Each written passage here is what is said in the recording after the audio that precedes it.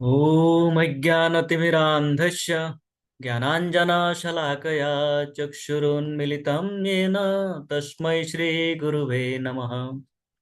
श्रीचैतन्यमनोभीष्टं स्थापितं येन भूतले स्वयं रूपः कदा मह्यं ददाति स्वपदान्तिकम्।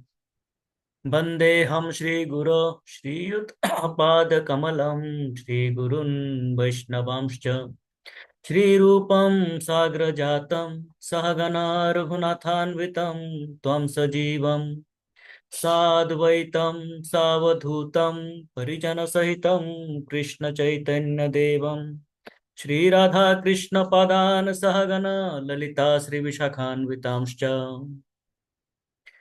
हे कृष्णा करुणा सिंधु दीनबंधु जगतपते गोपेश गोपिका कांत राधा कांत नमस्तुते। तप्त कांचन गौरांगी राधे वृंदावनेश्वरी वृषभानुसुते देवी प्रणमामि हरिप्रिये। वाञ्छकल्पतरुभ्यश्च कृपा सिन्धुभ्य एव च पतितानां पावनेभ्यो वैष्णवेभ्यो नमो नमः। जय श्री कृष्ण चैतन्य प्रभु नित्यानंद श्री अद्वैत गदाधर श्रीवासादि गौर भक्त वृंद।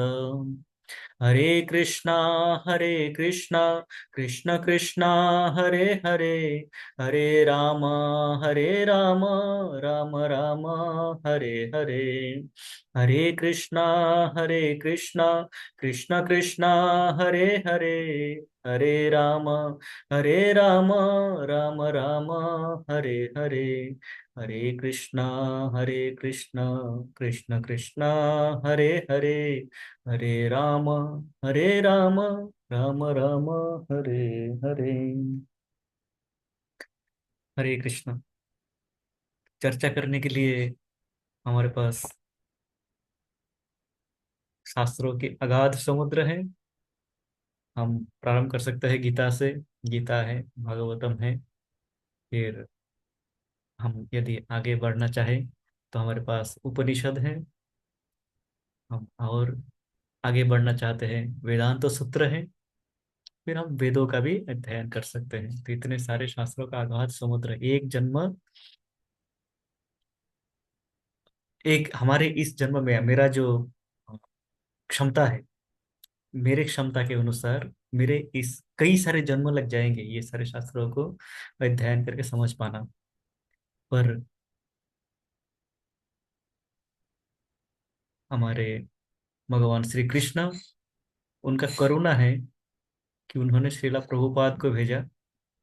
प्रभुपाद जी आए और इन सारे शास्त्रों का सार के रूप में हमें गीता और भागवतम के तात्पर्यों में वो सारे शास्त्रों का सार देके गए।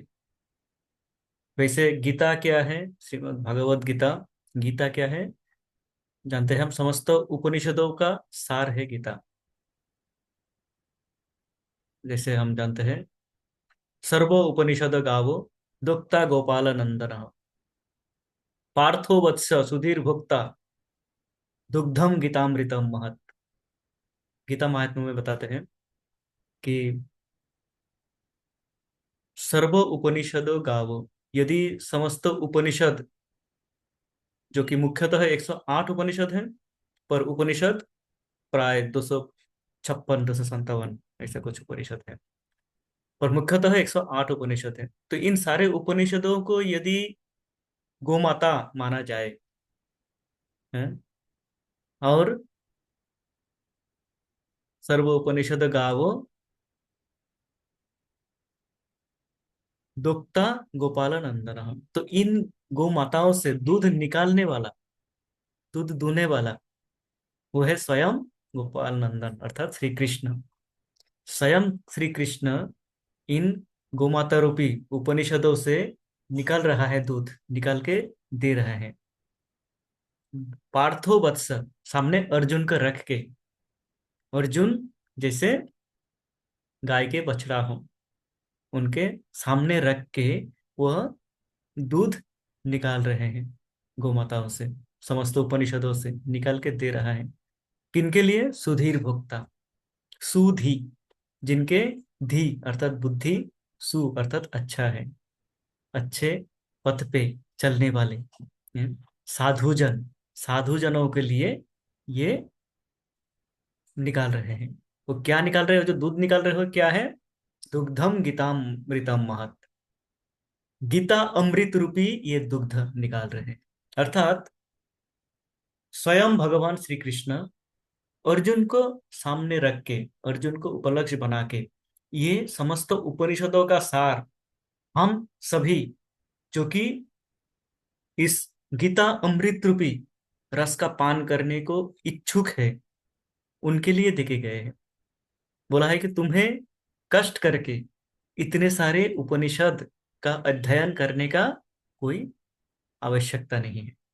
मुझ जैसों के लिए बताया है कि तुम्हारा तो क्षमता भी नहीं है, कर ही नहीं पाओगे, है? पर क्षमता है भी तो आवश्यकता नहीं है, क्योंकि ये सार में देके जा रहा हूँ, गीता का अध्ययन करो। हाँ, आप गीता का अध्ययन करो और भागवतम में इनका उदाहरण देखो। कहते हैं कि गीता जो है ये, एक प्रभु जी बता रहे थे कि गीता जो है ये हमारा थियोरी है।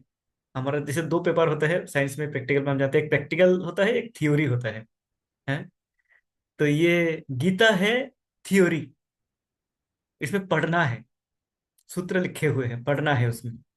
और भागवतम है प्रैक्टिकल, प्रैक्टिकली भागवतम में दिखाया है, इसका व्यवहारिक कैसे व्यवहार में आ रहे हैं ये सूत्र, ये हमें मिलता है।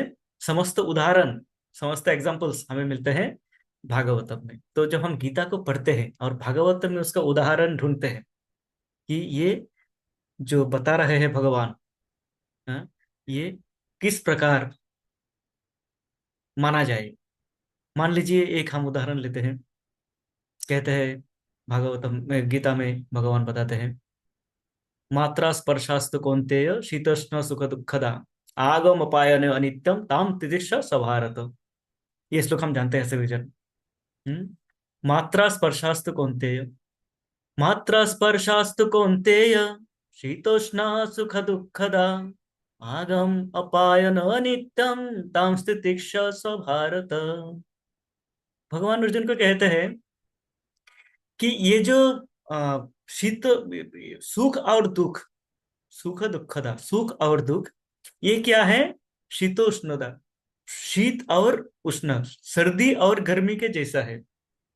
जैसे सर्दी का मौसम आते हैं, ये परमानेंट नहीं होते, स्थायी नहीं होते हैं। सर्दी आएगा तो उसके बाद गर्मी अवश्य ही आएगा। गर्मी आएगा तो ये नहीं कि गर्मी आ गया बस अब गर्मी रह जाएगा, नहीं, उसके बाद पुनः सर्दी आएगा। हम जानते हैं अभी हमारा सर्दी आने वाला है, दिल्ली का सर्दी पकड़ने वाले हैं। और हम जानते हैं कि ये मार्च अप्रैल आते आते हम फिर ये सर्दी को भूल जाएंगे, फिर गर्मी का चिंता करेंगे, फिर एक बार अक्टूबर नवंबर आएगा, फिर हम सर्दी को, तो ये प्रत्येक बार ये आते रहते जाते रहते हैं। तो भगवान कहते हैं कि जो सुख और दुख, खुशी और गम, ये भी इसी प्रकार है, आते हैं जाते हैं, कोई भी स्थायी नहीं है, ये अस्थाई है। तो इसको क्या करना है? ये केवल मात्र आपके शरीर को कष्ट या आनंद देते हैं, देके चले जाते हैं। मात्रा स्पर्शास्तु, ये आके ऊपर से देके चले जाते हैं, रहता नहीं है, परमानेंट नहीं है। ये दुख, दुख आएगा तो इसका अर्थ ये नहीं है कि दुख ही रहेगा मेरे जीवन में, आएगा तो सुख आएगा फिर। आज दुख है तो हम जानते हैं कल सुख आएगा। सुख जब आ जाएगा तब ये नहीं है कि सुख परमानेंट हो गया, दुख फिर आएगा। ये भी तो हमें ये तैयार रहना है कि जब सुख आ गया तो ऐसा नहीं है कि एकदम बस और तो कुछ नहीं है, और तो भय नहीं है, अब तो हम ही हम हैं, सब भूल जाओ, ये भी नहीं करना है। और दुख आ गया एकदम रोते रहो, अब तो मेरे जीवन में क्या होगा, मतलब सब खत्म हो गया, ये भी नहीं है। आ रहा है जा रहा है, ये आएंगे और जाएंगे, जैसे शीत और गर्मी आते हैं, सर्दी गर्मी आते हैं ऐसे। तो भगवान ये शिक्षा उनको देते हैं। तो इसका उदाहरण यदि हम ढूंढे तो उदाहरण कहाँ मिलेगा हमें? भागवतम में असंख्य उदाहरण है, हम देख सकते हैं। जैसे ज्वलंत उदाहरण है प्रहलाद महाराज, प्रहलाद महाराज का जीवन देखिए। हाँ, भागवतम जब जाते हैं हम 7वें कैंटो में, हमें मिलता है प्रहलाद महाराज का चरित्र, सप्तम स्कंध में। प्रहलाद महाराज के जीवन में कितने कष्ट आए। प्रथमतः उनका जन्म हुआ एक ऐसे पिता के औरस में जो कि समस्त विश्व ब्रह्मांड का उस समय करता था। समस्त जो लोक हैं ब्रह्मलोक को छोड़ के, ब्रह्मलोक भी वो अधिकार में ला सकते थे पर ब्रह्मा जी को छोड़ दिए, बाकी समस्त लोगों का अधिकार वो अपने कंट्रोल में ले लिया था। हिरण्यकशिपु समस्तों पे विजय प्राप्त कर लिया था उसने। स्वर्ग में देवतागण स्वर्ग से भाग गए थे, खाली हो गया था। देवराज इंद्र उनके भय से कांपते थे। वर्णन है कि उनके भौहें हिलने से देवराज इंद्र का हृदय कंपन प्रारंभ हो जाता था। अब पता नहीं क्या आदेश आएगा, क्या करेगा ये राक्षस। इस प्रकार सब भयभीत थे। इतने पराक्रमी राजा के पुत्र प्रहलाद, सुख होना चाहिए था उनको, उनको आनंद ही आनंद होना चाहिए था। 5 वर्ष वयस आयु में, जब उनका 5 वर्ष वयस आयु था, उस समय उनको इतने दुखों से गुजरना पड़ा। कभी उनको विषैले सर्प से दंशन करवाया, कटवाया। कभी उनका हाथी के पांव तले कुचलवाया। कभी चाकू छुरी मार के हत्या करने का प्रयास किया गया। पहाड़ से फेंक दिया गया। आग में बिठाया गया जलाने के लिए। तो इतने सारे कष्टों से उनको जाना पड़ा। ये कष्ट देने वाला कौन था? उनके स्वयं के पिता हिरण्यकशिपु। एक समय ऐसा हो गया था, हिरण्यकशिपु अपने सारे कार्य छोड़ दिए, सब कार्य छोड़ दिए। उसका एक ही ध्यान ज्ञान था। हिरण्यकशिपु जैसा पराक्रमी राक्षस का एक ही ध्यान ज्ञान था। वो दैत्य क्या करना चाहता था कि मुझे इस पुत्र को, मेरे ही इस संतान को मुझे हत्या करना है, वध करना है। तो आप सोचिए कितना भयंकर परिस्थिति से वो गुजर रहे थे। पर कभी भी, एक क्षण के लिए भी श्रीमद् भागवतम में एक भी शब्द, एक भी श्लोक इस प्रकार नहीं है जहां पे ये व्यक्त हो रहा हो कि प्रहलाद महाराज दुख कर रहे हैं, हे भगवान ये क्या दिया मुझे है। मेरा इच्छा, मैं आपका भक्ति किया, मैं आपका नाम लेता हूं, इसलिए मेरे पिता ही मेरे शत्रु बन गए। आपके नाम लेने का ये लाभ नहीं लेता, चलिए आपके नाम, एक शब्द नहीं है। ताम स्थितिक्ष स्वभारत। तो भगवान जो अर्जुन को बता रहे थे, ताम स्थितिक्ष स्वभारत, इसको सहन करना सीखो। तो बता रहे थे उनको सहन करो। उदाहरण प्रहलाद महाराज। इस प्रकार अनेकों उदाहरण है। तो हम भागवत गीता में जो सुनते हैं तथ्य, इनका प्रैक्टिकल एप्लीकेशन, व्यवहारिक प्रयोग हम देख पाएंगे श्रीमद् भागवतम में। श्रीमद् भागवत, तो जब हम इन दोनों के कॉम्बिनेशन को पढ़ते हैं, गीता और भागवतम, तो हमें समस्त उपनिषद के जो सार है, समस्त उपनिषदों का जो सारांश है, वेदांत सूत्र का जो सारांश है, ये हमें प्राप्त हो जाती है, ये हमें मिल जाते हैं। तो ये परम करुणा श्रीला प्रभुपाद का, जिन्होंने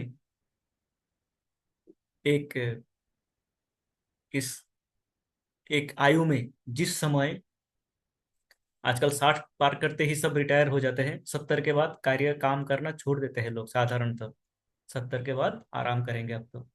उस समय रात को मात्र 24 घंटे में मात्र 2 घंटा आराम करते थे शिला प्रभुपाद, और बाकी 22 घंटा वो इन कार्यों में लगे रहते थे। अपने भक्तों के, अपने शिष्यों के साथ वार्तालाप, शिष्यों का पत्रों का उत्तर देना, और ये श्रीमद् भागवतम, गीता और हमारे शास्त्रों का अनुवाद करना और उन पे तात्पर्य लिखना।